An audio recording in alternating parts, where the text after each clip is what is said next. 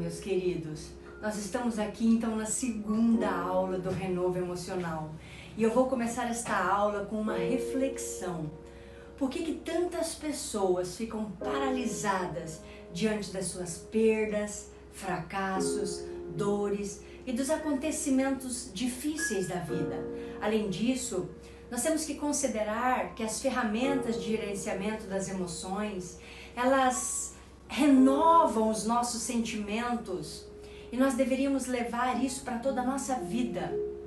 Também quero refletir sobre por que muitas pessoas não conseguem melhorar, nem mudar as suas vidas, mesmo tendo mentores, professores, pastores, terapeutas e outros guias notáveis.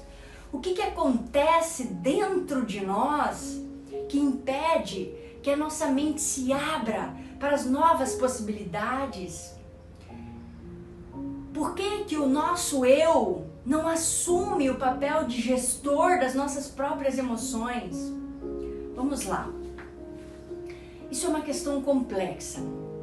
Muitas pessoas, elas ficam paralisadas diante das suas perdas, porque algumas perdas, algumas frustrações, fracasso, humilhações públicas, elas acabam tendo um impacto emocional muito intenso, angustiante, e isso é automaticamente registrado na nossa memória de uma forma ativa aqui no córtex cerebral, como um arquivo de memória negativo e extremamente doloroso. E isso faz com que a pessoa ela fique pensando e repensando e remoendo e alimentando essa memória de dor. Isso dá ênfase à dor, faz com que essa memória ela seja revivida diariamente. Por exemplo, você imagine que você tem um amigo muito querido e esse amigo traiu você num momento onde que você passava a maior dificuldade da sua vida. Ao invés de esse amigo apoiar você, esse amigo ele falou pelas costas, ele te chamou de irresponsável, ele questionou o seu caráter. Essa traição ela aconteceu em um relacionamento onde havia um grande afeto, você gostava muito dessa pessoa e esse golpe de traição acabou gerando uma quantidade enorme de dor e de tensão. E essa experiência, então, ela foi arquivada como uma memória negativa que se expandiu de forma contínua e ficou disponível. Você não deseja pensar nessa pessoa e nem na situação, mas quando tenta evitar esses pensamentos, quanto mais tenta evitar, mais esse pensamento aparece, mais esse gatilho dispara, mais você começa a repensar e reviver essa experiência de traição, gerando pensamentos perturbadores, emoções angustiantes que são registradas novamente naquele mesmo lugar, ampliando a dor, o foco de sofrimento. Não é como Freud pensava, como uma experiência original, que ela se torna um grande problema limitante para o ser humano, levando a desenvolver conflitos.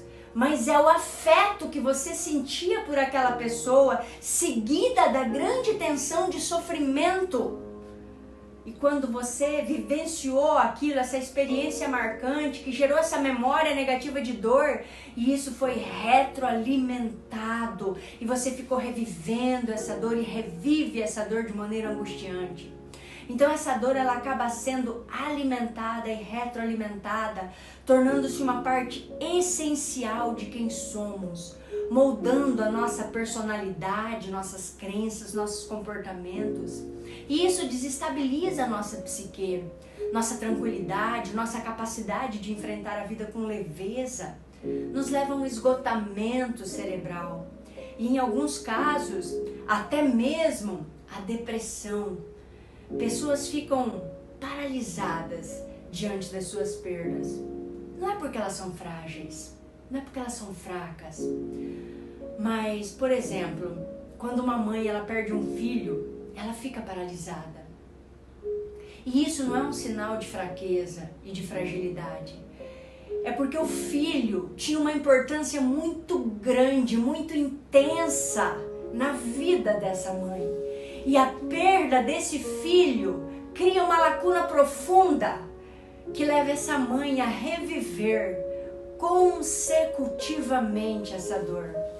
Então, em meio ao luto, da expressão das suas emoções que gritam dentro do silêncio da sua mente, essa mãe, após a perda desse filho, ou quando um marido perde uma esposa, ou quando um filho perde um pai, então, após essa dor, quando a pessoa ela decide reconstruir-se e ela diz assim: por amor a você, eu vou buscar a felicidade, eu vou renovar a minha história, eu vou lutar pelos meus sonhos.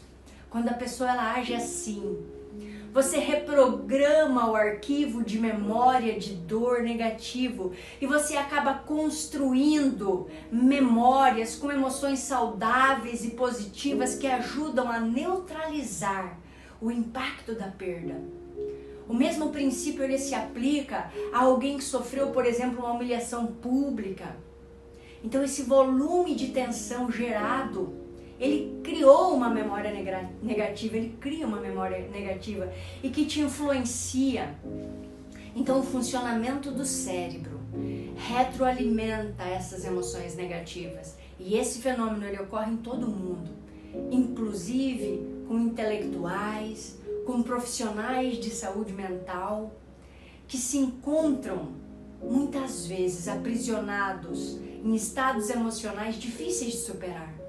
Então é importante saber que isso não ocorre porque essas pessoas são fracas. As pessoas paralisam diante de experiências de muita dor, porque na verdade os mecanismos mentais, eles são poderosos. E se nós não aprendemos a utilizar as ferramentas de gestão emocional, se nós não tivermos consciência de nós mesmos, dominar nossas emoções, reprogramar as memórias, passar pelo renovo emocional, essas emoções elas podem persistir e nos limitar totalmente. E nós nos conformamos muitas vezes com a doença emocional.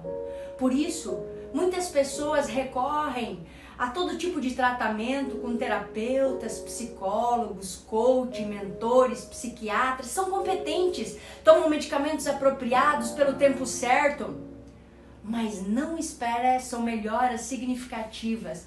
Mas não é por falta de competência dos profissionais, não, ou por inadequação, por exemplo, dos tratamentos medicamentosos, mas porque estão presas em suas limitações mentais, que as impedem de explorar outras possibilidades.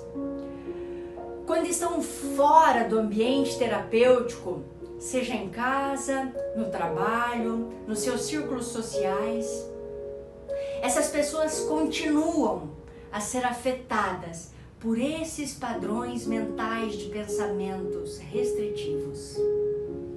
Infelizmente, elas não usam técnicas como, por exemplo, a autoanálise comportamental em relação aos seus defeitos e virtudes, ao mapeamento emocional para identificação, análise e compreensão das próprias emoções e sentimentos.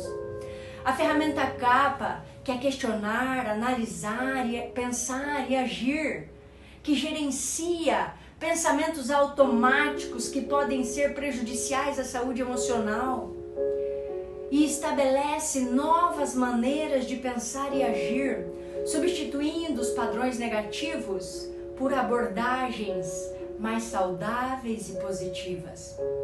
Isso promove a criação de arquivos de memórias positivos e saudáveis, neutralizando aqueles arquivos negativos de memória. Agora eu vou compartilhar com você uma técnica valiosa, que poderíamos chamar de a técnica de ouro aqui, para o seu eu interior. Essa técnica pode ser usada, seja em situações de relacionamentos, como casamento, ou enfrentar experiências emocionais intensas e angustiantes, cada um de nós tem uma responsabilidade emocional conosco mesmo. Do mesmo modo que nós não tomaríamos decisões imprudentes em outras áreas da nossa vida, não deveríamos fazer o mesmo com as nossas emoções. Uma única crítica pode afetar o nosso dia. Uma ofensa pode marcar a nossa semana e uma traição, ela pode afetar a nossa vida inteira. Tudo porque às vezes não gerenciamos as nossas emoções com sabedoria. É importantíssimo a gente compreender que a mente, ela mente para nós. E frequentemente as nossas mentes, elas são inundadas por pensamentos que são perturbadores. Muitas vezes aceitamos esses pensamentos sem questionar a sua origem ou a sua validade. Esses pensamentos não são produzidos pela nossa essência divina. Muitos deles são desencadeados por estímulos externos ou internos e acabam se enraizando em nossa mente de forma inconsciente, através de arquivos de memória negativo, e essas memórias elas são fixadas na mente. E esse fluxo contínuo de pensamento faz com que esses pensamentos sejam constantemente revisados. Essas memórias sejam constantemente revisadas. Existem pessoas que têm pensamentos negativos sobre si mesmos, pensamentos absurdos sobre o futuro. Se olham no espelho e não gostam do que veem, não gostam do seu corpo, não gostam da sua face. Muitas vezes são influenciadas pelas redes sociais, se sentindo fora dos padrões de beleza estabelecidos pela sociedade. Muitas pessoas se punem constantemente, se cobram excessivamente por falhas que muitas vezes nem cometeram. Gente, a principal ferramenta, a ferramenta de ouro do renovo emocional, que abre as portas para todas as outras ferramentas, é você ter consciência do seu verdadeiro eu, dessa essência divina que governa as nossas emoções, pensamentos e comportamentos com autorresponsabilidade. Não devemos aceitar pensamentos perturbadores que não estejam alinhados com a nossa verdadeira essência, com a nossa essência divina. É importantíssimo questionar esses pensamentos, confrontá-los, afirmar que não fazem parte da nossa essência, de nós. Não devemos permitir que essas emoções dolorosas e angustiantes, tensas, depressivas, se aprofundem em nosso ser. O nosso eu interior, ele deve ser o mestre da nossa mente, focando no que foi decidido e desejado conscientemente pelo nosso eu. Mesmo que muitos pensamentos que surgem em nossa mente não sejam nossa criação consciente, nós temos o poder de confrontá-los, de substituí-los. Não devemos deixar que pensamentos automáticos e negativos de angústia, de depressão, de ansiedade, medos, dominem o nosso estado emocional. Muitos deles não são reflexos verdadeiros de quem somos, e confrontá-los é essencial para que possamos avançar na vida de maneira equilibrada e plena. Muitas pessoas, elas vivem em função do futuro, e isso é muito comum. É uma tendência moldada por uma sociedade que valoriza o planejamento, metas, ambições. Isso é positivo, isso é muito bom. Só que fixar-se excessivamente no futuro, no que está por vir, pode gerar uma ansiedade enorme e um sentimento constante de insatisfação. A ansiedade futura é alimentada por preocupações com o que pode ou não pode acontecer.